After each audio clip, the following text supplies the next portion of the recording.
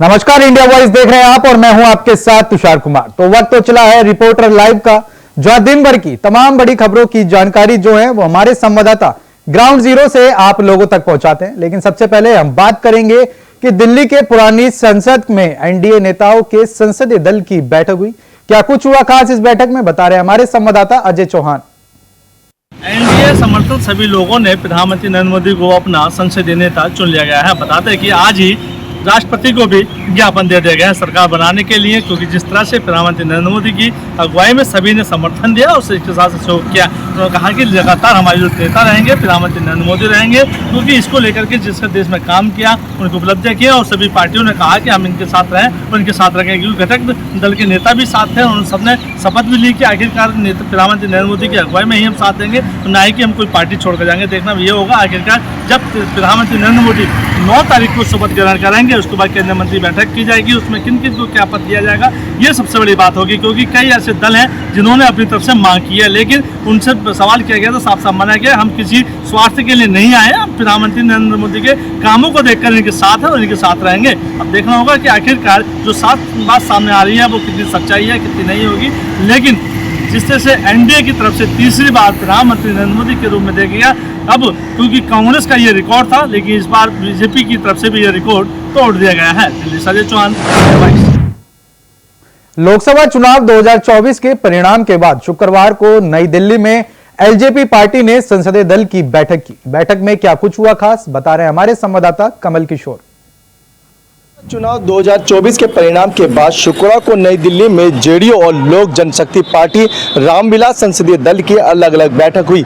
JDU संसदीय दल की बैठक में नीतीश कुमार को नेता चयन के लिए अधिकृत किया गया, वहीं चिराग पासवान को एलजेपीआर का संसदीय नेता चुना गया। इस बैठक के बाद दोनों ही पार्टियों के एनडीए संसदीय बैठक के में शामिल होंगे। एलजेपीआर चिराग पासवान ने कहा कि हम सब ने पीएम मोदी के नेतृत्व में चुनाव लड़ा और उन्हीं के नेतृत्व में यह समर्थन था कि लगातार तीसरी बार एनडीए प्रचंड बहुमत के साथ सरकार बनाने जा रही है। ऐसे में आज तमाम एनडीए के सांसद सदन में इकट्ठे होंगे और जल्द ही नरेंद्र मोदी पीएम पद की शपथ लेंगे और ये सरकार उतनी ही मजबूत होगी जितनी मजबूती से पिछले 10 सालों में ये सरकार चली है। वीडियो जर्नलिस्ट के साथ मैं कमल किशोर, इंडिया वॉइस, दिल्ली।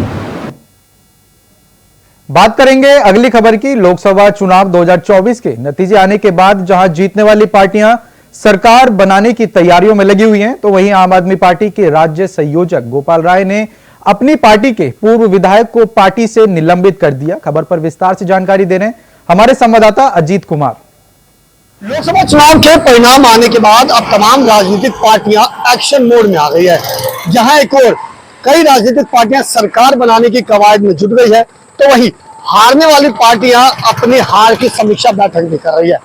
इसी फहरिस्त में दिल्ली में शासित आम आदमी पार्टी ने बड़ा एक्शन लिया है। जी हाँ, जैसे आपको बता दें कि दिल्ली के संयोजक गोपाल राय ने दिल्ली से पूर्व विधायक रहे नितिन त्यागी के खिलाफ एक्शन लेते हुए उन्हें पार्टी के प्राथमिकी सदस्यता से सस्पेंड कर दिया है।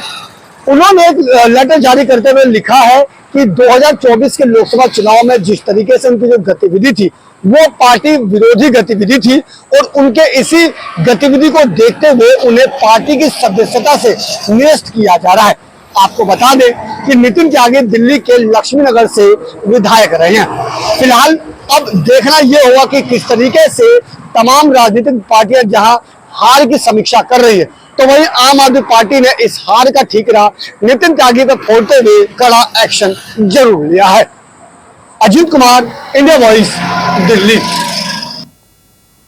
बात करेंगे अगली खबर की। यूपी में बीजेपी की हार के बाद प्रदेश अध्यक्ष भूपेंद्र चौधरी ने इस्तीफे की पेशकश की। खबर पर विस्तार से जानकारी दे रहे हैं हमारे संवाददाता मोहम्मद आसिफ। लोकसभा की 80 सीटों वाली उत्तर प्रदेश में बीजेपी का प्रदर्शन अच्छा नहीं रहा, जिसके चलते अब बीजेपी में मंथन का दौर जारी है और इसी बीच बीजेपी के प्रदेश अध्यक्ष भूपेंद्र सिंह चौधरी ने अपने इस्तीफे की पेशकश कर डाली है और यूपी में कई सीटों पर हार की जिम्मेदारी भी ली है। आपको बता दें कि उत्तर प्रदेश की 80 सीटें लोकसभा चुनाव के लिए काफ़ी अहम रखती हैं। यह 80 सीटें कहीं न कहीं यूपी के रास्ते दिल्ली तक का सफर तय होता है।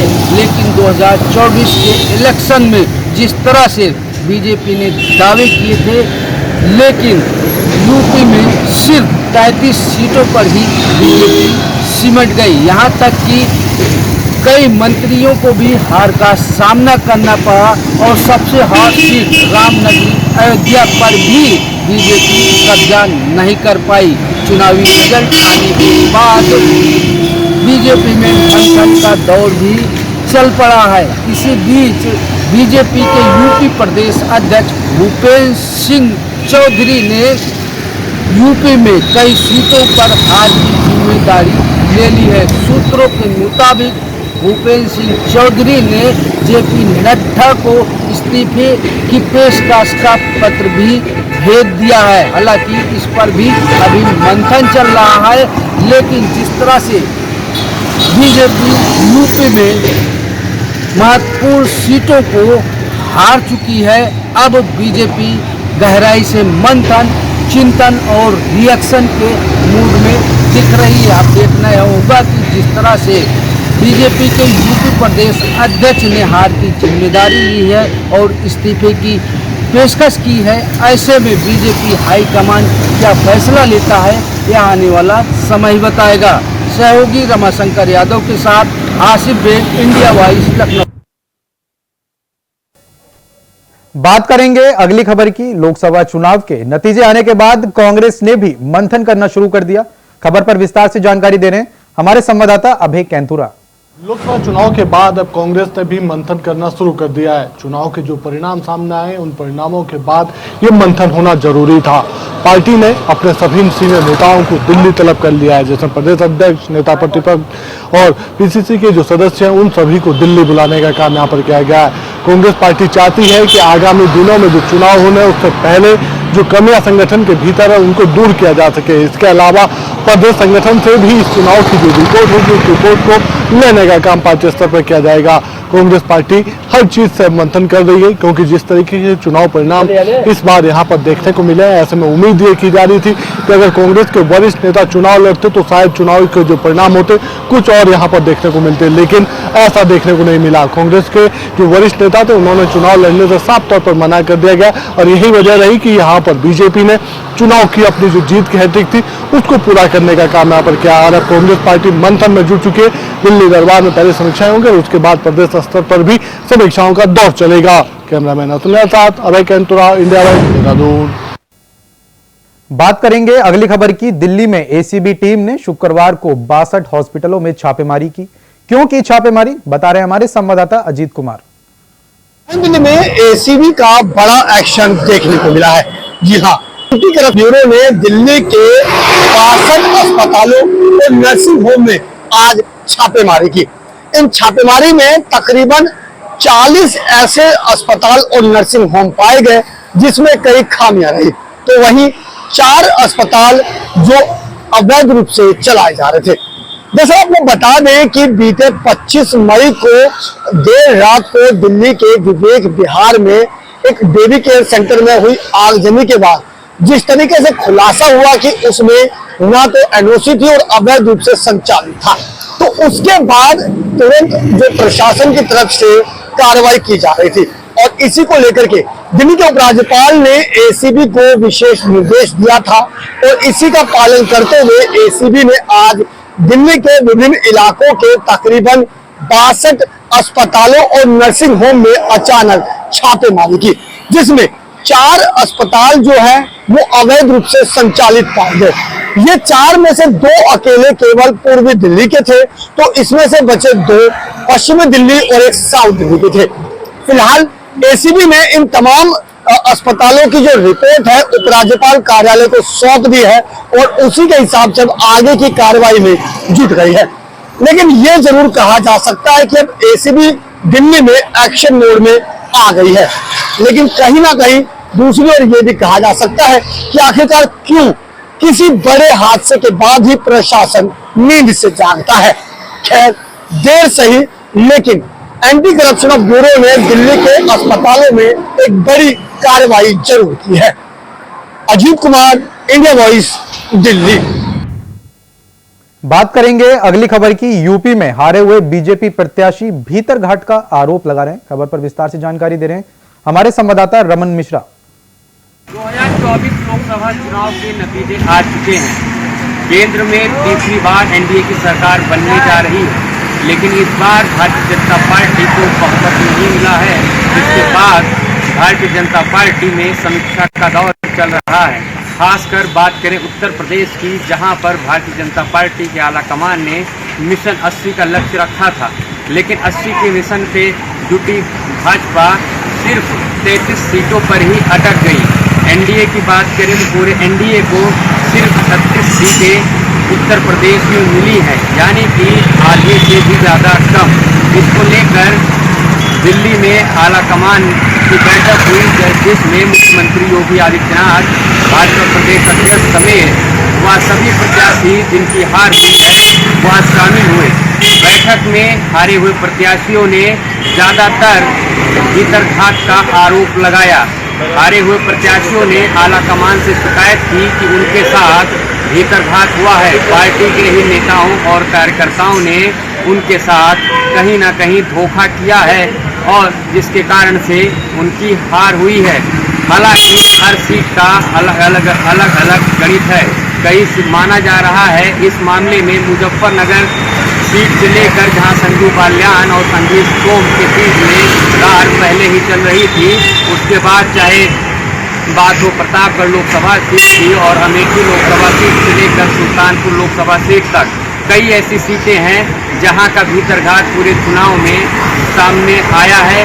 हालांकि जो समीक्षा है अभी चल रही है, अंतिम जो परिणाम है, अंतिम जो फैसला लेना है वो भाजपा आला कमान लेगा। हालांकि सूत्रों की माने तो भाजपा प्रदेश अध्यक्ष भूपेंद्र चौधरी नैतिक रूप से हार की जिम्मेदारी लेने की बात कर रहे हैं और अपने इस्तीफे की पेश कर रहे हैं, लेकिन अभी तक उनका ऐसे कोई भी औपचारिक बयान नहीं आया है। कैमरामैन रमन शंकर यादव के साथ रमन मिश्रा, इंडिया वॉइस।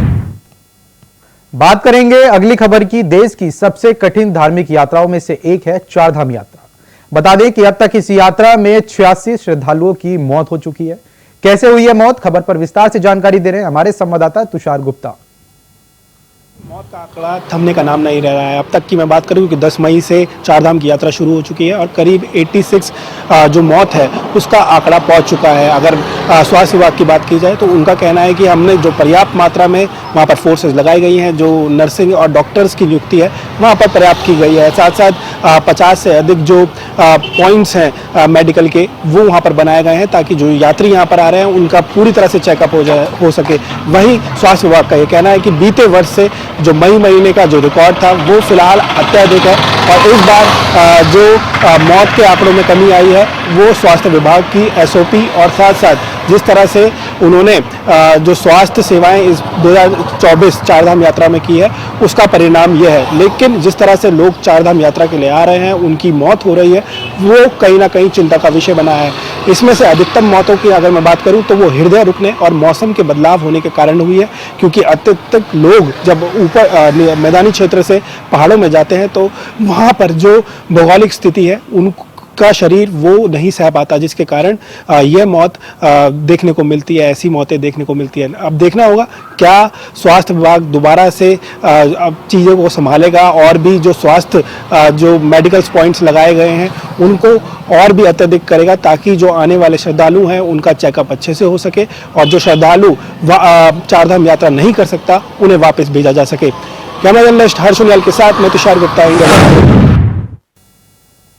बात करेंगे अगली खबर की। जौनपुर में पत्रकार आशुतोष श्रीवास्तव के हत्याकांड के मामले में पुलिस ने एक और आरोपी को गिरफ्तार किया। कहां से किया है आरोपी को गिरफ्तार, बता रहे हैं हमारे संवाददाता विवेक कुमार। जौनपुर में पत्रकार आशुतोष श्रीवास्तव के हत्याकांड के मामले में पुलिस ने एक और आरोपी नीतीश राय को गिरफ्तार कर संबंधित धारा में जेल भेज दिया है।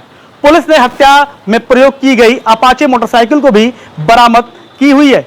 बताया जाता है कि बीते 13 मई को शाहगंज कोतवाली क्षेत्र के इमरानगंज बाजार के समीप नकाबपोश बदमाशों ने पत्रकार आशुतोष श्रीवास्तव की गोली मारकर हत्या कर दी थी वहीं घटना के बाद पुलिस लगातार जांच पड़ताल कर रही थी। सबसे पहले पुलिस ने जो है महाराष्ट्र से जो है कुख्यात अपराधी जो घटना में लिप्त बताया जा रहा है जमीरुद्दीन को गिरफ्तार किया। फिर उसके बाद जो है पुलिस 2 दिन पहले मुठभेड़ के दौरान पत्रकार हत्याकांड के शूटर प्रिंस सिंह को जो है मुठभेड़ के दौरान जो है ढेर कर दिया है। वहीं पुलिस आज जो है शूटर के साथी नीतीश राय को जो है गिरफ्तार कर संबंधित धारा में जेल भेज दिया है। और आरोपी नीतीश राय के मुताबिक जो है सिकंदर आलम जो है सुपारी दिया हुआ था पत्रकार को आशुतोष को मारने के लिए। अब पुलिस जो है सिकंदर आलम की जो है खोजबीन में जुटी हुई है। जौनपुर से विवेक कुमार, इंडिया वॉइस। हापुड़ के हिस्ट्री शीटर हिस्ते उर्फ इस्तेकार की करोड़ों की संपत्ति कुर्क की गई। किसने की संपत्ति कुर्क, बता रहे हमारे संवाददाता शक्ति ठाकुर। हापुड़ से है, जहां हापुड़ पुलिस ने बड़ी कार्रवाई करते हुए गैंगस्टर बदमाश इस्तेकार उर्फ इस्ते की करोड़ों रुपए की संपत्ति को कुर्क किया है। आपको बता दें, इस्तेकार उर्फ इस्ते बदमाश कपूरपुर थाना क्षेत्र के बजहड़ा कला गांव का रहने वाला है और इस पर करीब 4 दर्जन से अधिक आपराधिक मुकदमे दर्ज हैं। वहीं आपको बता दें, हापुड़ डीएम प्रेरणा शर्मा की संतुष्टि के बाद धौलाना इंस्पेक्टर देवेंद्र बिष्ट ने इसके 1.25 करोड़ के मकान की कुर्की की है। वहीं अनाउंसमेंट किया गया है कि इस आपराधिक इतिहास वाले इस्तेकार उर्फ इस्ते ने आपराधिक घटनाओं को अंजाम देकर यह अचल संपत्ति इकट्ठा की थी और जिसे अब कुर्क किया गया है। साथ ही आपको बता दें, इस गैंगस्टर इस्तेकार उर्फ इस्ते को 6 महीने के लिए हापुड़ से जिला बदर भी कर दिया गया है। तो कहीं ना कहीं हापुड़ पुलिस ने बड़ी कार्रवाई की है और इस्तेकार उर्फ इस्ते बदमाश की, जो कि गैंगस्टर भी है और जिला बदर भी किया जा चुका है, करोड़ों की संपत्ति को कुर्क किया गया है। कैमरामैन वीर प्रताप के साथ इंडिया वॉइस के लिए हापुड़ से ही। बात करेंगे अगली खबर की। कोरबा में पर्यावरण विभाग ने 4 विद्युत संयंत्रों पर 25 लाख रुपए का जुर्माना लगाया है। क्यों लगाया जुर्माना, बता रहे हैं हमारे संवाददाता सोहेल किदवई। कोरबा जिले में जिला पर्यावरण अधिकारी ने कोरबा जिले में विद्यमान तमाम संयंत्र, जो विद्युत संयंत्र स्थापित है, एनटीपीसी, बाल्को, सीएसईबी, तमाम संयंत्रों में से 4 संयंत्र सीएसईबी, बाल्को, एनटीपीसी और सीएसईबी का एक और उपक्रम, इन सारे संयंत्रों में राख के रख रखाव को लेकर 25 लाख रुपए की पेनल्टी की है। ये मामला जो है पर्यावरण, ये जो जुर्माना किया है, ये पर्यावरण विभाग ने किया है। आपको बताते चले कि कोरबा की आज की सबसे बड़ी समस्या जो है वो है राख का निपटारा। यानी आपको ये बता दें कि कोरबा जिले में जो तमाम विद्युत संयंत्र हैं उनमें प्रतिदिन लगभग 1.5 लाख टन से अधिक कोयले का उत्पादन होता है। यानी कि कोयले को जला करके विद्युत बनाई जाती है, बिजली बनाई जाती है और उससे उत्पन्न होने वाली जो राख है उसकी मात्रा होती है 3 लाख टन प्रतिदिन। गौर करें इस बात को, 3 लाख टन प्रतिदिन। और इन संयंत्रों को 25 से 50 साल तक हो चुके हैं। किसी ने हीरक जयंती मनाई तो किसी ने 50 साल पूरे किए। तो आपको अंदाजा हो सकता है कि इतने सालों से कितनी राख कोरबा में जमा हो चुकी है। अगर ये कहा जाए कि कोरबा जिला नरक से कम नहीं है तो कोई अतिशयोक्ति नहीं होगी। और राख के निपटारे की बात करें, जो सीमेंट फैक्ट्रियों में राख जाती है वो मात्र टोटल उत्पादन की 1% भी नहीं होती। राख को लेकर तमाम उपाय, तमाम दावे किए गए कि यहाँ पर राख के निपटारे का उपाय किया। फिलहाल समय हो चला एक छोटे से ब्रेक का, फौरन लौट रहे हैं। तो ब्रेक के बाद एक बार फिर से स्वागत है आपका। चलिए खबरों का सिलसिला आगे बढ़ाते हैं। मेरठ के थाना लालकुर्ती क्षेत्र में तान्या ऑटोमोबाइल के नाम से मारुति सुजुकी शोरूम में हुई 1,10,000 की ठगी। कैसे हुई ठगी, बता रहे हैं हमारे संवाददाता शाहरुख सैफी। मेरठ के थाना लालकुर्ती क्षेत्र में एक तान्या ऑटोमोबाइल से मारुति सुजुकी का एक शोरूम है जो अक्सर विवादों में घिरा रहता है। आपको बता दें, मारुति सुजुकी की शोरूम पे एक मोहम्मद आबिद नाम के पीड़ित ने एक इको गाड़ी बुक कराई थी जिसमें उसने 1.5 लाख रुपए शोरूम के मैनेजर अलमास को दिए थे। अलमास ने 40,000 रुपए डिपॉजिट जमा करके 1,10,000 रुपए उसके हड़प कर लिए हैं। लगातार हंगामे के बाद अलमास मैनेजर ने उससे 20 दिन का समय मांगा था, उसके बाद भी अलमास ने उनके पैसे नहीं लौटाए। आज पीड़ित किसान कार्यकर्ताओं को लेकर के मारुति सुजुकी के शोरूम पर पहुंचता है और हंगामा खड़ा कर देता है। वही मौके पर स्थानीय पुलिस और सारे स्टाफ नीचे आ जाते हैं। लगातार हंगामे को देखते हुए प्रशासन ने उनको काफी समझाने की कोशिश की, लेकिन वो नहीं माने। उसके बाद लगातार हंगामे और नारेबाजी के बाद भी अलमास वहां से फरार दिखा। अब देखना यह है इसमें प्रशासन अलमास और जुनैद के खिलाफ क्या कार्रवाई करती है। मेरठ से इंडिया वॉइस के लिए शाहरुख सफी की रिपोर्ट। बात करेंगे अगली खबर की। टोंका जिले में खाद्य सुरक्षा टीम ने मिलावटखोरी के खिलाफ सख्त कार्रवाई की और छापेमारी की। खबर पर ज्यादा जानकारी दे रहे हैं हमारे संवाददाता कजोड़ गुजर। चिकित्सा एवं स्वास्थ्य विभाग की टीम ने आज निवाई में कार्रवाई की है। टीम ने कार्रवाई को अंजाम देते हुए सैंपल लिए हैं। सैंपल के बाद तेल की गुणवत्ता को देखने के बाद अमानकता और गंभीर मिलावट को मानते हुए सीज की कार्रवाई की है। दरअसल निवाई औद्योगिक क्षेत्र में टोंक की चिकित्सा एवं स्वास्थ्य विभाग की टीम ने छापेमारी कार्रवाई की। ये कार्रवाई फूड इंस्पेक्टर सत्यनारायण गुर्जर और सुरेश शर्मा के नेतृत्व में की गई। कार्रवाई के बाद टीम ने सीजन की कार्रवाई की है। टीम ने इस दौरान ऑयल मिल में बने सोनागिरी ब्रांड और श्याम ब्रांड का सैंपल लेने के बाद सोनागिरी के 1573 किलोग्राम और श्याम ब्रांड के 380 किलोग्राम तेल को सीज कर दिया है। निरीक्षण के दौरान भारी अनियमितताएं भी देखने को मिली है। कजोड़ गुजर, इंडिया वॉइस, टोंक।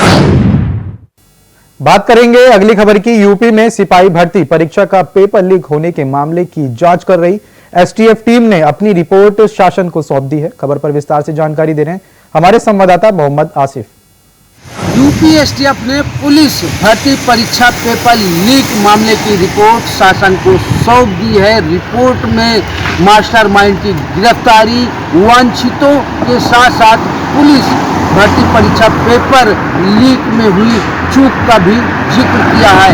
फिलहाल मेरठ यूनिट की विवेचना अब भी जारी रहेगी। आपको बता दें कि यूपी पुलिस भर्ती परीक्षा पेपर लीक हो गया था, जिसके चलते उत्तर प्रदेश में अभ्यर्थियों ने हंगामा काटा था। हंगामे के बाद यूपी सीएम योगी आदित्यनाथ ने मामले को गंभीरता से लेते हुए पुलिस भर्ती परीक्षा निरस्त करते हुए मामले की जांच एसटीएफ को सौंपी थी। एसटीएफ ने कार्रवाई करते हुए रवि अत्री, राजीव नयन मिश्रा समेत 17 पुलिस भर्ती परीक्षा पेपर लीक कराने वालों को गिरफ्तार कर जेल भेजा था। इस मामले में ईडी ने भी कार्रवाई की थी। अब यूपी एसटीएफ ने पूरे राजस्थान में अचानक से बदला मौसम का मिजाज। अब कैसा है राजस्थान का मौसम, बता रही है हमारी संवाददाता स्नेहा। राजस्थान में अचानक से ही मौसम में बदलाव देखने को मिला है। बीते गुरुवार को ही जो मौसम विभाग है उसने जानकारी दी थी कि राजस्थान के कुछ हिस्सों में जो है आंधी तूफान के साथ बारिश होगी और कई इलाकों में तो जो है ओले गिरने की भी संभावना है। ऐसे में बीते गुरुवार को 10 से 10:30 बजे रात्रि में राजधानी जयपुर में है जो आंधी चली थी और आंधी की जो स्पीड थी 53 किलोमीटर प्रति घंटे की स्पीड से थी, जिसके तहत जो आसमान में मटमैला रंग हो गया था और धूल की जो गुब्बारे शुरू हो चुकी थी। धूल इतनी तेज थी कि पेड़, खंबे, जो रोड पे जो लाइट है सब जो है क्षतिग्रस्त हो चुकी थी।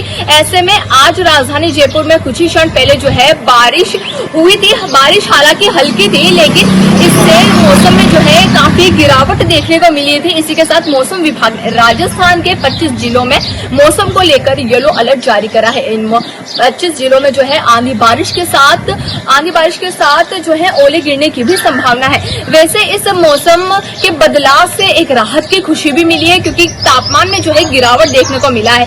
ऐसे में जो है आम जन को काफी खुशी मिली है। मैं स्नेहा, कैमरामैन मनीष के साथ, इंडिया वॉइस, राजस्थान।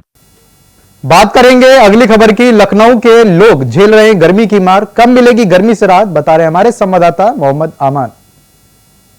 लंबे समय से गर्मी की मार झेल रहे राजधानी वासी जो लगातार बढ़ती गर्मी के चलते काफी त्रस्त नजर आ रहे हैं। आपको बता दें कि जिस तरह से जो पारा है, जो टेम्परेचर है, वो लगातार लखनऊ के अंदर 42, 43 बना हुआ है। कहीं कहीं ये पारा चढ़ के 44 से 45 भी गुजर जाता है। वहीं इस भीषण गर्मी के चलते लगातार राजधानी वासी जो बिजली की मार भी झेल रहे हैं। वहीं मौसम विभाग भी इधर वाल कहीं संकेत देता नजर नहीं आ रहा है जो गर्मी से आपको राहत मिले। लेकिन कहा यूं जाए कि पिछले दिनों जिस तरह से राजधानी लखनऊ में आंधी के साथ जो बारिश हुई थी उससे राजधानी वासियों को काफी राहत मिली है। लेकिन राजधानी वासी आज भी कहीं ना कहीं मौसम तब्दील होने की एक आस में बैठे हैं कि मौसम में हो सकता है कि तब्दीली आए और बारिश हो। लेकिन मौसम विभाग के इस तरह के अभी तक किसी भी इस तरह के कोई संकेत देते नजर नहीं आ रहे हैं कि मौसम में फिलहाल तब्दीली होगी। पारा अपनी मौजूदा जगह बनाए हुए जिस तरह से 42, 43, 44 पारा लगातार राजधानी में बना हुआ है। लखनऊ से मोहम्मद अमान। बात करेंगे अगली खबर की। लोकसभा चुनाव में उत्तर प्रदेश में बड़ी जीत हासिल करने के बाद समाजवादी पार्टी के राष्ट्रीय अध्यक्ष अखिलेश यादव ने नए सांसदों से मुलाकात की। खबर पर विस्तार से जानकारी दे रहे हैं हमारे संवाददाता आसिफ बैग। यूपी में प्रचंड जीत के बाद सपा प्रमुख अखिलेश यादव आज कुछ नवनिर्वाचित सांसदों और पार्टी कार्यकर्ताओं से मुलाकात किया। अहम बात रही कि महीनों बाद चाचा शिवपाल यादव भी पार्टी कार्यालय पर पहुंचे और बीजेपी पर बड़ा हमला भी किया।